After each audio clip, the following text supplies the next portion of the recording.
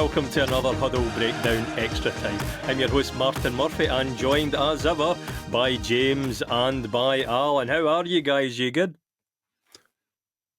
Doing good. Alan's got a pinkish hue because of his chronic retirement basking in the sun. And I have a pinkish hue because I'm exhausted. I just got back from working out, so my fat ass trying to get back into shape. No, you can see the difference, James, definitely. I know. Look at this. That's being fat. That's not from being in the sun. That's a fat guy working out pink. That's not sunbathing pink.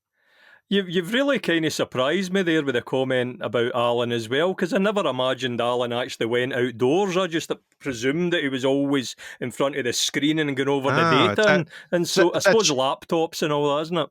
It's that Sheffield vineyard that he owns, and he's the out there Riviera, great. Yorkshire Riviera. Yeah, there you go. Lots of hills in Sheffield. No, I get out for my walk every day. Every day I go for a bit of a walk, listen to some podcasts, get out and get some fresh air, get hot and sweaty and red faced and what have you. So guys, like you say, sitting at a laptop all day is not particularly healthy. And so trying to build up for. In June, gonna do the Hadrian's Wall walk. So I've done that. Yeah, actually, it's a have you? All right, cool. Yeah. Good. That was when before Cedar Gap became treeless. Yes. Sadly. Very sad. Yes. But definitely worth it. It's a good walk. Yeah, part of it through a council estate and so forth. But sure you'll be all right. And look after yourself, Alan. Now, how long is that walk? What's the distance on? It's about 90 miles, roughly, give or take. Oh, wow. Maybe around 97 or something like that, but maybe that was just a council estate I was wandering around. Well, yeah, I think you got lost in the... Yeah, probably. You basically go coast to coast from sort of Barrow-in-Furness kind of area, and end up in Newcastle, essentially. Kind of Solway Firth, isn't it? Solway Firth, yeah. Lovely. And it follows Hadrian's Wall, which is the Roman wall they built to keep the Scots out because they couldn't contain them. It was the kind of boundary, the northernmost boundary of the Roman Empire, essentially. Yeah. So there's lots of bits of the wall and lots of fortification, what have you, still there because it's pretty remote, to be honest. Yeah. Well, my one walking story in Scotland. Well, I have two, but I won't tell the other one because it was when I was 14 and did some illegal things at the time. But at least it's England still, by the way. So yeah. Right. Is there a difference? I'm kidding. I was back for my uncle's funeral in 2019, and the day after the funeral, I was a little hungover, and I hiked up Connick Hill. I don't know if you've ever done that. Outside Glasgow. It's a great little hike. It's like a day hike, it's not too long. And then the next day, so the day after that, my younger cousin's kid, so my second cousin, he's probably 15 years younger than me. He's like, well, let's climb Ben Lomond. And I'm like, all right, I'll do that. It's not that bad. I looked up, I've been up around it and it's not that big a deal. Well, I didn't realize that I was getting into this with a legit hill walker. And, because I'm a competitive guy, I'm like, I'm going to keep up with this little effer. And he's cruising up this freaking, it's supposed to be, I think, like a 3-hour climb up. And we were up in like 2 hours and 15 minutes. And I almost died on the way back down. Like I thought I was going to die because I'd kept up with them. And then I thought they were going to have to helicopter. I was going to be one of these asshole tourists that gets, choppered down because he falls and breaks his leg, So I think that mostly happens at Nevis, but I was so pathetic it almost happened at Lomond. So that's my back-to-back hill walking stories. That which does not kill you makes you stronger, James. Is the moral of the story. Do not try to keep up with an in-shape young hill walker. Yeah, a tale as old as time. Well, guys, we've got a great game to look forward to. The Glasgow Derby, of course, coming up. And later we're going to be welcoming Scott McPike back to the show.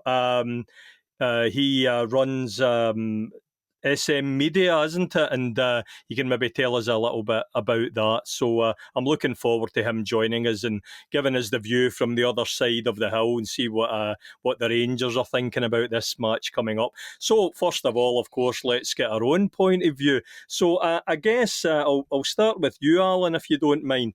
So last time we had a Glasgow derby, it was a rather sobering affair, ironically, on the 2nd of January.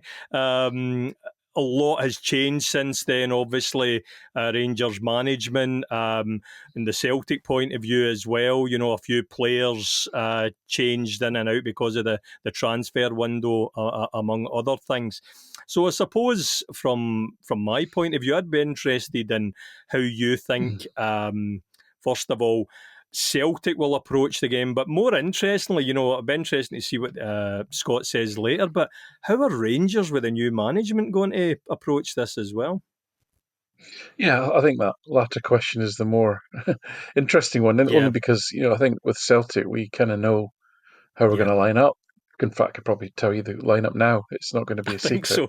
You know, the basic shape is going to be the same as it has been. I mean, we haven't really changed approach in general terms in any game this season. It's just been nuances and details around the extreme degree to which you might press, counter press, how high you go, and all that sort of thing.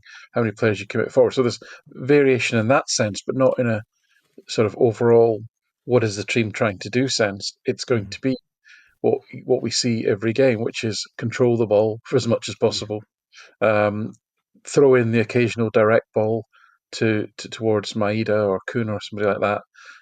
The fullbacks will either push on, they sometimes underlap, they sometimes overlap, they sometimes invert into midfield, so you got a bit of variety there.